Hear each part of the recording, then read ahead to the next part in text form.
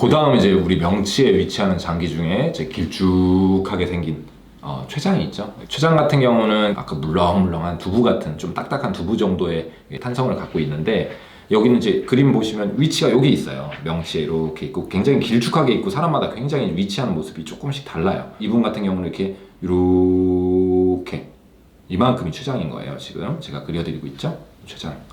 그래서 췌장염도 굉장히 통증이 좀 강합니다. 이건 보통 주로 이제 특징적인 사인으로는 명치가 너무 아파서 이 배를 이렇게 수그려야 조금 편해지고, 이렇게 똑바로 누우면 또 아프고, 왜냐면 이제 복부 압력이 가해지니까 이렇게 누우면 되게 아프고, 그래서 이렇게 숙여야 되는, 이게 굉장히 특징적인 증상인데 항상 일어나는 건 아니고 명치가 통증이 굉장히 좀 심한 편이다. 이건 통증 강도가 좀 심한 편입니다.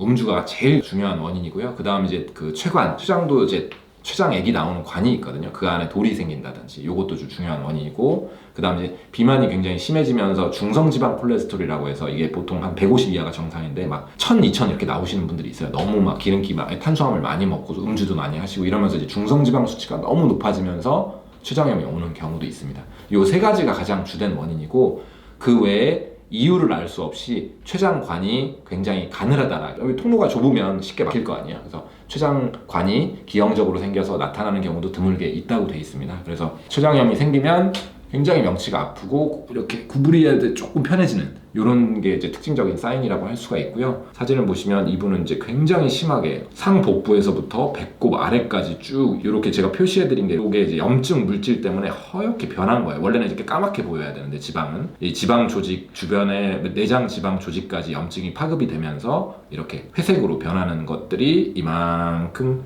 염증이 굉장히 심하게 생긴 패턴이었죠. 이런 경우는 여기만 아플 수 있는 게 아니고 이분 같은 경우는 지금 여기까지 배꼽 아래까지 내려와 있거든요. 염증이. 그러니까 여기가 지금 다 아프겠죠. 이런 분들은. 그래서 그 케이스도 굉장히 다양하고 염증 정도에 따라서 어디까지 아플 수도 있습니다. 그래서 췌장암이 이제 문제는 치료 방법이 없다는 거예요. 저절로 회복될 때까지는 음식물을 전혀 꼭 입원 치료를 하셔야 돼요. 정맥으로 이렇게 영양분을 주입을 받으면서 계속 금식하고 통증이 가라앉을 때까지. 그래서 통증이 좀 가라앉은 것 같아서 물을 먹어보고 죽을 먹어보는데 또 아파. 그럼 또 금식이에요.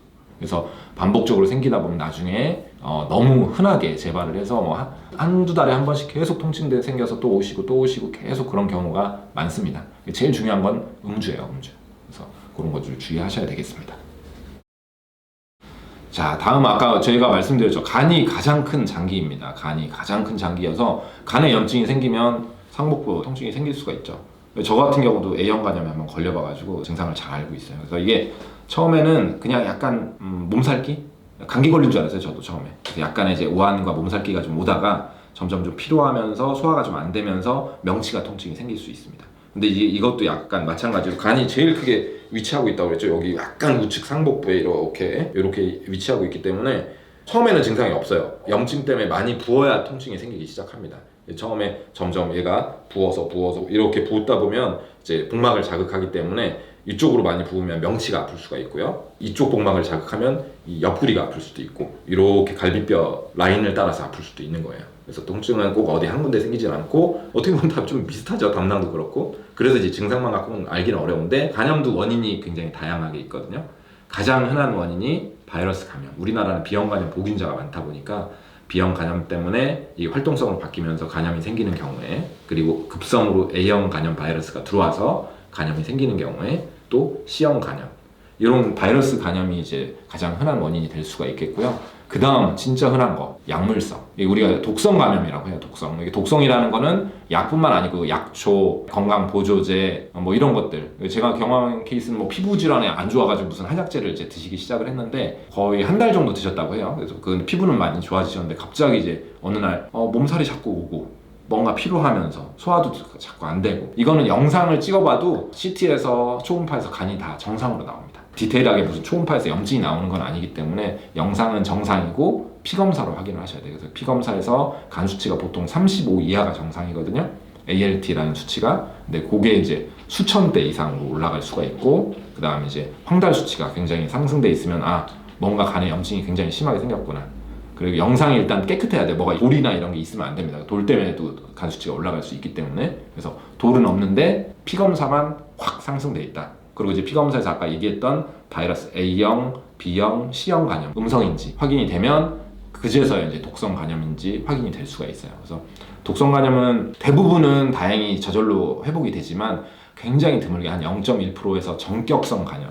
전격성 간염이라면 너무 염증이 심해져서 간 부전으로 이제 사망하게 되는 케이스를 얘기하는 거예요. 그래서 우리나라는 다행히 간 이식이 좀 발달돼 있기 때문에 간 부전으로 가려고 하면 빠르게 간 이식을 하셔야지만 회복을 될 수가 있는 상태가 될 수 있기 때문에 우리가 이제 항상 약제 같은 것들은 이제 조심스럽게 사용을 하셔야 돼요. 그래서 간염 원인 A형, B형, C형, 그 다음에 독성 간염. 그래서 이렇게 간염의 원인은 여러 가지이기 때문에요. 간 수치가 안 좋으면 이제 세부 항목들을 확인할 필요가 있죠. 자, 그 다음 이제 우리 그 앞에 말씀드렸던 위궤양이라든가 담석증, 췌장염 같은 경우 간염 이런 거는 좀 자주 들어보셨을 거예요. 일반인들이 좀 자주 접할 수 있는데 개실염은 생각보다 이제 아시는 분들이 없더라고요. 그래서 개실이 뭐냐 검진해보고 개실이 있으시네요 이렇게 하면 이제 당황스러워하시는 그게 뭐죠? 라고 물어보시는 경우가 상당히 많아서 대부분 잘 모르시더라고요. 그래서 개실에 대해서 일단 먼저 말씀을 드려볼게요. 이해를 돕기 위한 그림이고, 장은 우리 복강을 전체를 한번 뺑 돕니다. 이렇게 이해되시죠? 그래서 이렇게 상행결장 옆으로 이렇게 구부러지는 거를 횡행결장, 그 다음에 이제 아래로 내려가기 때문에 하행결장, 이렇게 이제 구부러져 있어서 구불결장, 그리고 똑바르다고 해서 직장, 이걸 전체를 다 대장이라고 합니다. 이게 이제 디귿자처럼 이렇게 이루어진 전체 장을 대장이라고 하고, 세부를 나누면 구간별로 그렇게 나눌 수가 있고요. 장 전체적으로 이렇게 구획이 굉장히 넓기 때문에 어떤 부위에 염증이 생기느냐에 따라서 통증 위치가 다 다를 수가 있어요. 이거는 상복부부터 해서 하복부까지 다 증상이 생길 수가 있습니다. 그래서 일단은 개실이 뭔지 좀 이해하고 넘어갈게요. 개실이라는 거는 여기 그림에 보시면 약간 좀 선천적으로 장벽이 약해져서 이렇게 풍선처럼 부풀어 있는, 여기 뇌동맥 생각하시면 돼요. 뇌동맥류. 뇌동맥도 이제 혈관이 꽈리처럼 이렇게 부풀어 오르는 게 있잖아요. 이 대장도 마찬가지로 장벽이 좀 약해지는 부분이 이렇게 볼록 주머니처럼 튀어나오는 경우가 생길 수가 있어요. 그러면 주머니처럼 튀어나오면 무슨 문제가 있겠어요? 그 안에 변이 껴들어가서 썩을 수가 있습니다. 장벽이, 주머니가 볼록 튀어나와 있는데 입구가 넓으면 별로 상관이 없어요. 왜냐면 들어갔다 나왔다 잘 빠져나왔다 하기 때문에. 근데 입구는 굉장히 좁은데 뒤에 주머니가 크게 형성돼 있으면 한번 음식물이나 대변이 껴들어가면 나오질 않겠죠.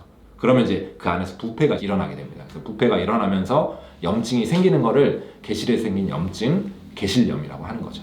그래서 아까 말씀드렸다시피 개실이 어디 위치에 있느냐에 따라서 이것 때문에 생기는 염증이 굉장히 다양한 위치로 일어날 수가 있고요. 대표적으로 상행결장의 끝자락, 횡행결장과 만나는 이 굴곡 부위가 이제 상복부 위쪽, 요쪽 간 바로 밑에 있거든요. 그러니까 간이랑 거의 비슷한 위치일 수 있죠. 느낌은. 그쪽에 염증이 생기면 우리가 상복부 통증이 또 일어날 수가 있어요. 반대로 그럼 이쪽 장에 생기면 이쪽 개실에 염증이 생기면 이쪽이 아플 수 있는 거예요. 그래서 상복부 쪽에서 상행결장과 횡행결장과 하행결장 이 사이 부분에 생기는 개실염이 생길 때 상복부 통증이 또 일어날 수 있는 겁니다. 그래서 개실염이 진단됐던 분 사진을 보시면요, 이쪽이 대장이거든요. 이렇게 직진, 여기가 이제 하행결장이겠네요. 이렇게 있고 이쪽이 상행결장 이렇게 있는데, 간 바로 밑에 있는 상행결장과 횡행결장이 만나는 지점에 여기 동그랗게 표시한 거 있죠? 요게 지금 개실 안에 염증이 생겨서 아까 췌장염에서 본 것처럼 이렇게 지방 조직에도 하얗게 염증이 파급되어 있는 상태를 볼 수가 있고요. 우리가 CT로 개실에 염증이 생겼구나, 그래서 그쪽을 아파하시는 걸 알 수 있는 거예요. 그래서 개실염도 상복부 원인이 될 수 있는데, 이거는 증상들이 전형적이진 않습니다. 그냥 배가 아프다고 오세요. 근데 좀 너무 오래되고 눌러보면 되게 아파하시고, 그래서 의사가 배를 꼭 만져보는 이유 중에 하나는 통증은 있는데 눌렀을 때 통증이 전혀 없다. 사실 이런 경우는 거의 검사를 잘 하지 않습니다. 굉장히 오래 지속된 게 아니라면. 근데 압통이 명확하다. 그러면 이제 하루 이틀만 돼도 압통이 명확하다면 굉장히 좀 염증이 심한 상태를 얘기하는 거기 때문에, 압통이 굉장히 저명하다면 CT로 꼭 확인해 보셔야 되는 겁니다.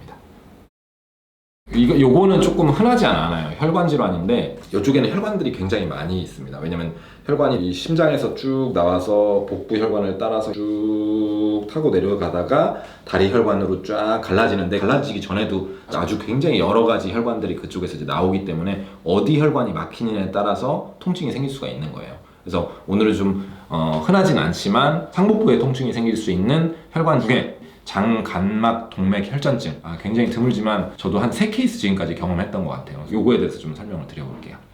그래서 우리가 여기 그림을 보시면 하얗게 빛나는 게 대동맥이라고 했죠. 이렇게 대동맥이 이렇게 있는데 이 상부 쪽에서 대장에 피를 공급해주는 혈관을 장간막 동맥이라고 합니다. 여기에 이제 피딱지가 생겨서 막히는 질환을 우리가 상장간동맥 혈전증이라고 해요. 여기에 이제 혈전증이 생겨서 통증이 생기면 소화가 좀 안 되면서 그냥 명치가 계속 아프다고 와요.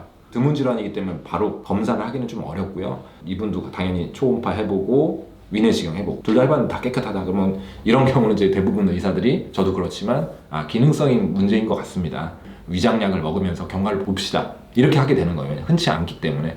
그런데도 불구하고 증상이 좋아지질 않으시고 계속돼서 CT를 찍어보자고 했는데 이제 거기서 이제 발견이 된 거죠. 그래서 이렇게 이제 이거는 굉장히 드문 질환이라서 우리가 원인을 알 수 없을 때 계속 이쪽 부분이 아프다. 그럼 여러 가지 질환을 감별하기 위해서 이래서 이제 검사를 해보는 거예요. 그래서 이런 경우는 굉장히 만에 하나 정도의 굉장히 드문 케이스고요. 이런 경우도 있다 정도로 알고 계시면 될 것 같고요. 이건 뭐 나이 상관없이 생길 수가 있습니다. 이제 이분 같은 경우는 젊은 케이스였는데 젊은 사람에서도 생길 수도 있다. 그리고 이제 마지막으로 꼭 복부에만 증상이 생기라는 법은 없습니다. 우리가 그러니까 복부 상복부 통증이라고 해서 복강내 장기에 문제가 생겼을 때 꼭 그런 게 아니고요. 이 CT 그림을 보시면 알겠지만 심장이랑 간은 거의 붙어 있죠. 그래서 심장 아래쪽, 간이랑 만나는 심장 하부 쪽에 심근경색 같은 게 생기면 명치 통증이 생길 수가 있어요. 특히나 대표적으로 당뇨가 있거나 굉장히 고령인 분들은 감각 손상이 좀 생기기 때문에 감각이 둔해지거나 손상이 생기기 때문에 감각이 굉장히 떨어져서 노인분들 같은 경우는 표현력이 떨어져서 흉통으로 안 나타나고 소화가 안 되면서 명치가 아프다 이렇게 표현하시는 경우도 있는데 이런 경우에 이제 꼭 사고가 납니다. 의사가 소화불량인데 명치 통증인데 심장 생각하지는 않거든요. 그래서 겪어보신 의사 선생님들은 증상만 갖고는 알 수 없기 때문에 놓치신 경우가 있는 의사 선생님들은 명치 통증이나 소화불량이 있을 때 루틴하게 심전도 검사를 하는 경우도 있어요. 근데 이게 과잉 진료가 아니고 이게 증상으로만 알 수가 없기 때문에 그런 거를 놓치지 않기 위해서 심전도 뭐 몇백 원 정도밖에 안 하기 때문에 그래서 루틴하게 확인하게 되는 경우가 있고요. 저희 병원 같은 경우도 검진하려면 이제 위내시경을 하게 되잖아요. 아무래도 그 사전에 기저질환이 없는지 심전도를 검사하게 되는 이유입니다. 그래서 왜 저 내시경 하는데 심전도 찍나요? 이렇게 하시는 경우가 있는데 이제 그런 이유들이 있어서 그렇습니다. 그래서 우리가 소화불량과 명치 통증에 굉장히 드물게 심장 쪽의 문제로도 소화불량, 상복부 통증이 생길 수도 있다. 이렇게 이해하셔야 될 것 같습니다.